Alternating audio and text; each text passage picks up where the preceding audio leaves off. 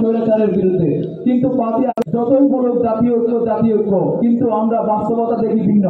আমরা দেখি যদি প্রত্যেক রাজনৈতিক দল মাঠে ঘাটে এখানে রাস্তায় দাঁড়িয়ে স্লোগান দেয়, মিডিয়ার সামনে বক্তব্য দেয়, জাতীয় ঐক্যের কথা বলে, ফ্যাসিস্টের বিরুদ্ধে, স্বৈরাচারের বিরুদ্ধে সবাই এক বলে, দিনের মধ্যে এরকম কর্মসূচি পালন করে, রাতে দেখি আমরা স্বৈরাচারের কোনো সন্ত্রাসীকে যখন জেলখানে নিয়ে যাওয়া হয় বা থানায় নিয়ে যাওয়া হয়, তদবির করতে সর্বপ্রথম দেয় হচ্ছে জামাত বিএনপির নেতারাই। আমরা এরকম এই সিস্টেমটা পরিবর্তন চাই।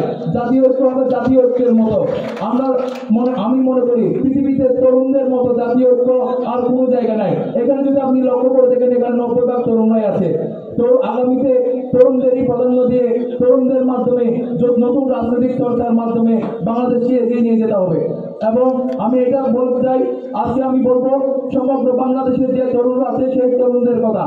এখানে কোন রাজনৈতিক প্রভাব হাসিলের জন্য কোন তরুণকে যাতে আগামীতে ক্যাডার বানানো না হয়, কোন তরুণকে আগামীতে যাতে কোন দখলবাজ বানানো না হয়, রাজনৈতিক ফায়দা হাসিলের জন্য কোন তরুণকে ব্যবহার করে চিন্তাকারী বানানো না হয়, চাঁদাবাজ বানানো না হয়, সেই প্রক্রিয়ায় আমরা আগাতে চাই।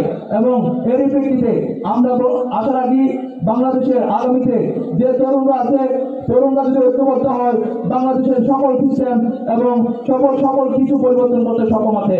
পৃথিবীতে তরুণরা যদি ঐক্যবদ্ধ হয়, তাহলে সবকিছু পরিবর্তন করার সক্ষমতা আছে। ধন্যবাদ সকলকে। অনেক ধন্যবাদ সাগরকে। আসলে আমরাও চাই যে আমাদের ছেলে মেয়েরা লেখাপড়া করুক, মানুষের মতো মানুষ হোক, তো তরুণরা আগামীতে দেশকে নেতৃত্ব দিক, এটা আমাদের প্রত্যাশা। শিক্ষাঙ্গন যাতে সন্ত্রাস মুক্ত হয়।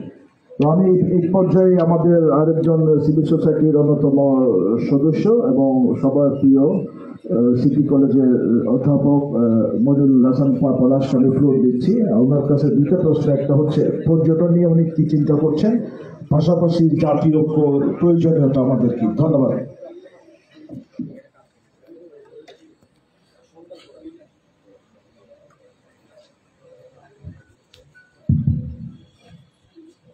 ধন্যবাদ সবাইকে। আমি সরাসরি আমার কথায় চলে যাচ্ছি।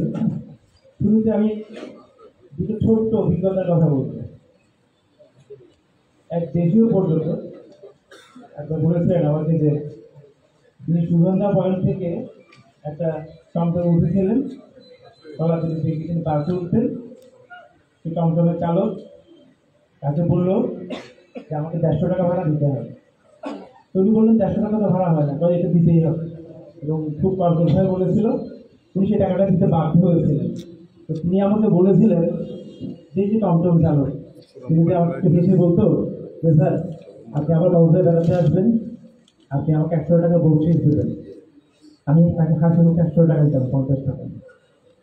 আর আপনি এক্সপিরিয়েন্সের কথা বলি, আজকে থেকে বহু বছর আগে যখন আমি ছাত্র, তখন এক আমেরিকান টুরিস্টের সাথে আমার কথা হয়।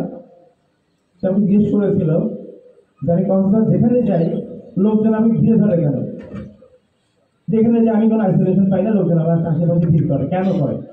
আমি তাকে মিথ্যা কথা বলেছিলাম। আমি বলেছিলাম যে তোমার স্কিন কালারটা এমন যে সবাই দেখলে মানে লোকাল হেরিটেজ যারা আছে তাদের কাছে অভিনব মনে হয়, তুমি ঘিরে ধরে। আসলে তো সেটা না, সেটা ছিল আমাদের কমন সেন্সের অভাব এবং আমাদের প্রচুর লোক বেকার, কোনো কাজ নাই, কর্ম নাই, তার সময় কাটানোর মতো কিছু নাই, জায়গা নেই, সে ওই লোকটাকে দেখে কিছুক্ষণ সময় কাটাচ্ছে।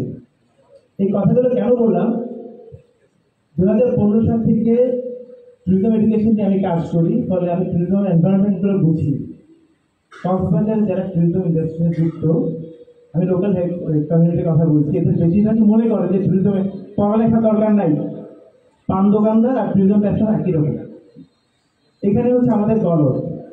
আর আমাদের কক্সবাজারের মানুষ হচ্ছে প্রচন্ড রকম ভ্রমণ বিদ্বেষী। আপনি কক্সবাজারে খুব কম লোককে দেখবেন কক্সবাজার বাইরে কোথাও যায়। একটা মজার কথা বলি, এখন অনেক পুরনো লোক চট্টগ্রাম কিন্তু শহরে যায় বলে, কেন বলে? তাদের কাছে শহর ছিল চট্টগ্রাম শহর, এরপরে যাওয়ার কোনো জায়গা ছিল না বা অভ্যাস ছিল না। ইভেন কক্সবাজার লোকজন বিয়ে যখন করে তারাও এই আশেপাশে বিয়ে করে, দূরে বিয়ে করে না। যদি কক্সবাজার কোনো লোকজন দূরে বিয়ে করতো, বিয়ের থাকলে আরো শ্বশুরবাড়ি বেড়াতে গেলেও দূরে বেড়াতে যেত, রংপুর, দিনাজপুর, খুলনা, বরিশাল যেত, সেটাও যায় না। ফলে আমরা হচ্ছে প্রচন্ড ঘরপূর্ণ একটা জনগোষ্ঠী।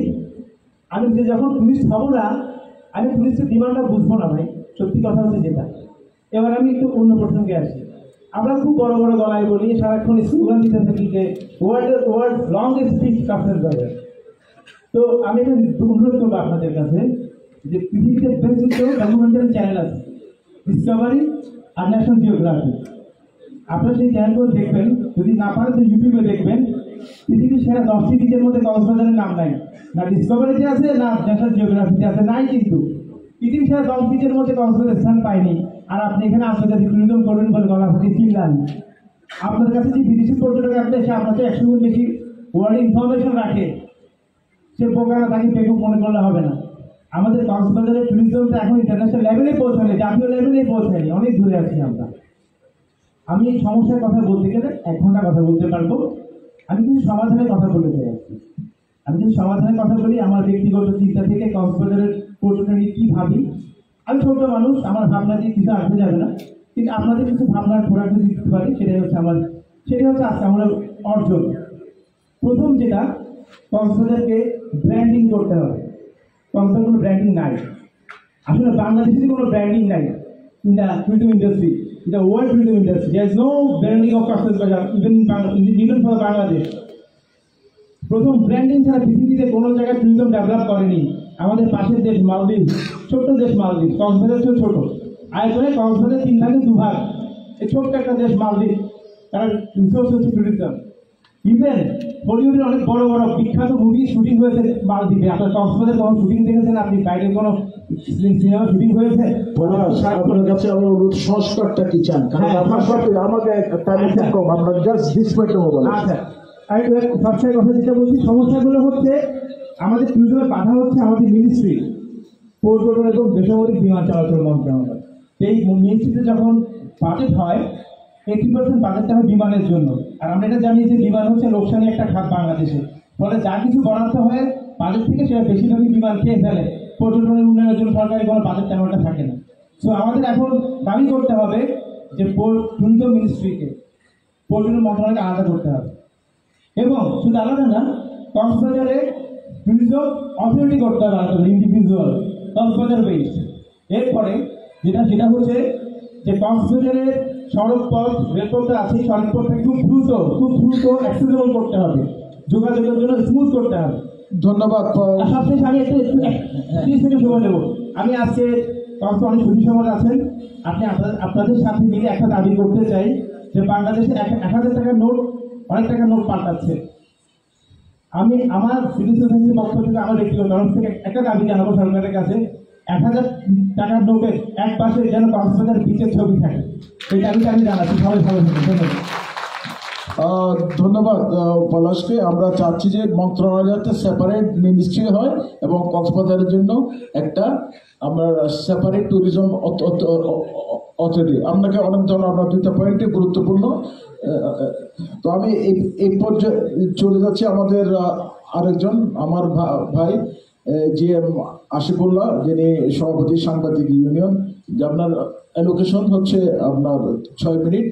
আপনার কাছে আমি জানাবো সুশাসন নিয়ে আপনার চিন্তা ভাবনা, সুশাসনের ক্ষেত্রে পরিবর্তনটা কি চান? ধন্যবাদ। ধন্যবাদ সংখ্যালঘু মহোদয়কে, চ্যানেলে যারা আছে তাদের প্রতি গভীর শ্রদ্ধা, এবং যারা শুনছেন সবাইকে শুভেচ্ছা জানাচ্ছি। আমি আসলে কথা বলবো, আমি যেহেতু গণমাধ্যম কর্মী, আমার কথার মধ্যে গণমাধ্যমের কিছু সংস্কার সুপারিশ থাকবে, এটাকে বেস করে কথা বলবো। তো আপনারা জানেন, বিগত 15 বছর বেশিরভাগের সবচেয়ে বড় টার্গেট ছিল দেশের সংবাদপত্র, দেশের প্রিন্ট মিডিয়া, ইলেকট্রনিক মিডিয়া এবং সাংবাদিকরা, সংবাদকর্মীরা। আপনারা জানেন যে এই 15 বছরে 67 জন সাংবাদিক খুন হয়েছে, অসংখ্য আহত হয়েছে, পঙ্গু হয়েছে, এবং অনেকে গুম হয়েছিল, অনেকে কারাগারে অন্ধকার প্রকোষ্ঠে বছরের পর বছর থেকেছে। আপনারা জানেন রুহুল আমিন গাজী কারাগারে থেকে তার একটা কিডনি নষ্ট হয়ে গেছে প্রায় 15 মাস, তার হচ্ছে ডায়াবেটিস ছিল। এরকম আরও বহু উদাহরণ আছে। তো এগুলো তাদের ত্যাগের বিনিময়ে এবং জুলাই অভ্যুত্থানে আমাদের ছাত্ররা যেভাবে জাতিকে জীবন দিতে শিখে গিয়েছিল, বেশিরভাগ তখন বুঝে গিয়েছিল যে এখন গুলি ভরে আর ক্ষমতায় মসনদে টিকে থাকা সম্ভব না। কারণ আমাদের ছোট ছোট ছেলেরা, আমাদের যুবক ভাইয়েরা জীবন দেওয়াকে তারা সহজ করে নিয়েছিল, রক্ত দেওয়া কি জন্য? দেশের একটা সংস্কারের জন্য।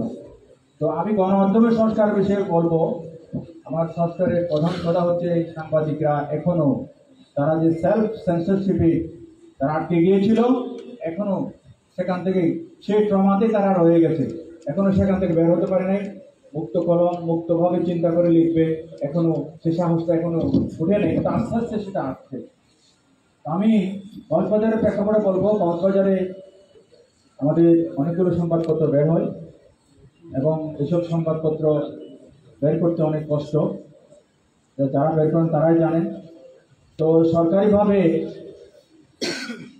এসব সংবাদপত্রের জন্য আগে কিছু বরাদ্দ ছিল, এখন কোনো বরাদ্দ নেই। আগে কাগজ অন্যান্য সুবিধা পাওয়া যেত, এখন সে সুবিধা নেই। আমি মনে করি যে জেলা লেভেলে অন্তত এইসব পত্রিকার জন্য আলাদা কিছু করতে হবে। 2 নম্বর হচ্ছে যে সংবাদপত্রে জগতে আসার জন্য আপনারা জানেন প্রত্যেকটা পেশাতে আসতে একটা পরীক্ষা লাগে, যেমন শিক্ষকতা নিবন্ধন, আইনজীবী হতে গেলে বার কাউন্সিলের পরীক্ষা দিতে হয়। ঠিক সাংবাদিকতা পেশা আসার জন্য এরকম একটা এন্ট্রি পরীক্ষা একটা প্রবর্তন করতে হবে, যাতে কম শিক্ষিত সাংবাদিকতা বুঝে না বা সংবাদপত্র কি জিনিস, দায়িত্বশীলতা কি জিনিস, এগুলো যারা বোঝে না, দায়িত্ব কি জিনিস বোঝে না, তারা যেন এখান থেকে একটা এম্বার্গোর মধ্যে পড়ে যায়। এখন ধরেন একটা মোবাইল আছে, আমি বলছি কিছু মনে করবেন না যে আমি ছবি একটা তুলে দিয়ে দিলাম একটা সাংবাদিক, না এমন তো একটা সাংবাদিকতা এমন না, এটা একটা রয়্যাল পেশা। তাইলে এখানে প্রবেশের জন্য একটা পরীক্ষা পদ্ধতি চালু করা দরকার। আর আমার সর্বশেষ কথা হচ্ছে, সময় সংক্ষিপ্ত, যেসব পত্রিকা দেশে যারা সাংবাদিকদের বেতন দেয় না তাদের পত্রিকা বের করার কোনো নৈতিক অধিকার নেই। আমরা 15 বছর 16 বছর ধরে আন্দোলন করেছি ফ্যাসিবাদের বিরুদ্ধে, মাঠে দেখেছি সাংবাদিকরা, আপনারা দেখেছেন অনেক ঝুঁকি নিয়ে আমরা মামলা মোকদ্দমা হয়রানি গুলিয়ে এগুলো আমরা নিজেরাই শিকার হয়েছি এবং আমরা এগিয়ে গিয়েছি। আমরা মনে করি দেশে একটি সুস্থ সুন্দর একটি গণতান্ত্রিক পরিবেশের জন্য সংবাদপত্র দরকার, দায়িত্বশীল সাংবাদিকতাও দরকার।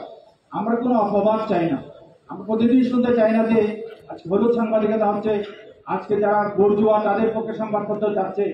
আমরা এসব বর্জুয়ারা যারা পত্রিকা বের করে জেলা লেভেলে তারা একটা পয়সাও দেয় না, ওইসব পত্রিকা মালিকরা যাতে করে সরকারি ডিএফপির কোনো বিজ্ঞাপন তারা না পায় এবং যারা ওয়েবগুড বাস্তবায়ন করবে না তারা কোনো বিজ্ঞাপনই পাবে না। এভাবে আমূল সংস্কার করতে হবে। যারা জেলা লেভেলেও, আমরা এখন এটা কথা উঠেছে গণমাধ্যম সংস্কার কমিশনের সাথে, জেলা লেভেলেও যারা সংবাদপত্র কর্মীদেরকে যারা বেতন দেবে না তারা কেন সংবাদপত্র বের করবে? দরকারটা কি? তাহলে ওই বেকার লোকটা কি খাবে? তার সংসার আছে, তার পেট আছে, তাহলে তো চাঁদাবাজি করতে হবে। এই পথ থেকে আমাদেরকে সরে আসতে হবে। সংস্কার মানে হচ্ছে চিন্তার পরিবর্তন, চিন্তার পরিবর্তন আমাদের সকলকে করতে হবে। আর গণমাধ্যম সংশ্লিষ্ট যেসব প্রতিষ্ঠানে এখনো পর্যন্ত বেশিরভাগের দোষরা বসে আছে তাদেরকে সরাতে হবে। ধন্যবাদ। সংবাদপত্র হোক, প্রেস ক্লাব হোক, যেসব প্রতিষ্ঠানে বসে আছে তাদেরকে সংস্কারের আওতায় আনতে হবে। ধন্যবাদ যে মাসকুল। আমি এই পর্যায়ে চলে যাচ্ছি আমার ছোট ভাই মোহাম্মদ